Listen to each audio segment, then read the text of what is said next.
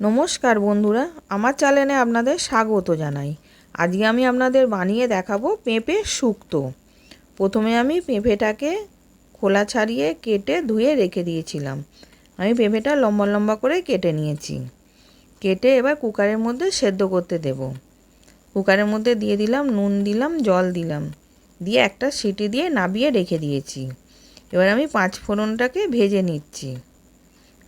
এবার পাঁচফোড়নটা ভাজা হয়ে গেছে, নাবিয়ে ঠান্ডা করে গুঁড়িয়ে রেখে দেব। এবার আমি এদিকে কড়ার মধ্যে তেল গরম করতে দিয়েছিলাম। তেলটা গরম হয়ে গেছে, কড়াইয়ের ডালের বড়ি দিলাম। বড়িটাকে উল্টে পাল্টে লাল লাল করে ভেজে তুলে নিলাম। এবার ওই তেলের মধ্যেই আমি উচ্ছে কেটে রেখেছিলাম, সরু সরু করে উচ্ছেটা দিয়ে দিলাম। দিয়ে ওর মধ্যে নুন দিয়ে দিলাম। দিয়ে এবার চাপা দিয়ে দেবো, সেদ্ধও হবে, ভাজাও হয়ে যাবে। এবার এইদিকে একটা আমি মশলা পেস্ট করব।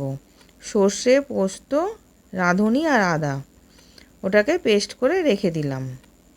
এবার এদিকে আমার উচ্ছেটাও ভাজা হয়ে গেছে, আমি উচ্ছেটাকে তুলে নিচ্ছি।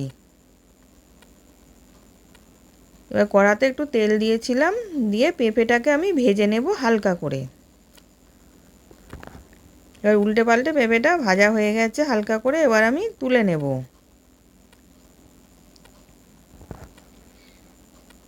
এবার কড়ার মধ্যে তেল দিয়েছি।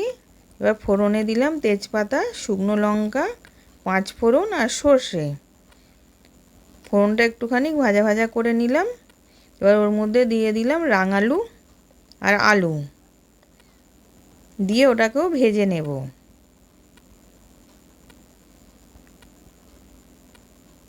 এবার ওটাও ভাজা হয়ে গেছে। এবার মশলাটা পেস্ট করে রেখেছিলাম ওটাকে দিয়ে দিলাম, দিয়ে একটু কষিয়ে নেব। এবার স্বাদ মতো নুন দিয়ে দিলাম।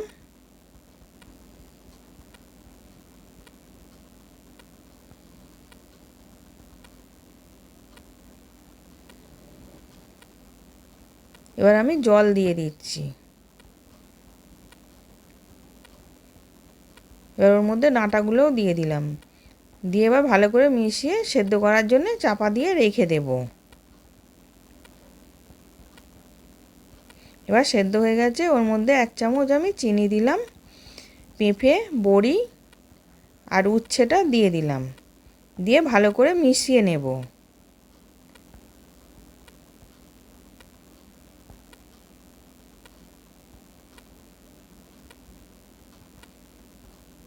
এবার মিশিয়ে নিয়েছি। ওইদিকে আমি হাফ কাপ দুধ আর এক চামচ ময়দা গুলে রেখেছিলাম, যাতে শুক্তোটা একটু ঘন হয়। এবার ওইটা দিয়ে দিলাম ওর মধ্যে। এবার নামাবার আগে এক চামচ ঘি দিয়ে দিলাম, আর পাঁচ ফোড়নটাকে গুঁড়িয়ে রেখেছিলাম ওটাকেও দিয়ে দিলাম। দিয়ে ভালো করে মিশিয়ে নেব। মিশিয়ে এবার নাবিয়ে নেব।